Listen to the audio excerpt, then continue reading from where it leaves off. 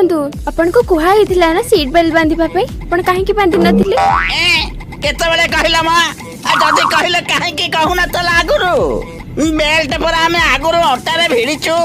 ଓହୋ, ରକ୍ଷା ହେଇଗଲା ରେ ବାପା। ଉଡାଜାହାଜ ଭିତରେ ପଡିଲୁ, ବାହାରକୁ ପଡିଥିଲେ ରାମ ନାମ ସତ୍ୟ ହେଇଯାଇଥାନ୍ତା। ମୋ ବୋଉ କହୁଥିଲା ସିଧା ରାସ୍ତାରେ ଚକା ଗଡିଲେ ଗାଡି ଧକଡ ଚକଡ ହବନି କି ଲୋକମାନେ ଟିକେ ବି ହଲିବେନି। ତୁମେ ଯଦି ଖାଲ ଢିପ ରାସ୍ତାରେ ଉଡାଜାହାଜ ଚଲେଇବ ଆମକୁ ଏଠି ଓହ୍ଲେଇ ଦିଅ, ଆମେ ଆଉ ଗୋଟେ ଉଡାଜାହାଜରେ ଯିବୁ। हे भगवान, अरे डंगो मूर्ख, प्लेन रास्ताରେ ନୁହେଁ ଆକାଶରେ ଉଡୁଛି। ଏଠି ଖାଲ ଢିପ କୁଆଡେ ଆସିବ?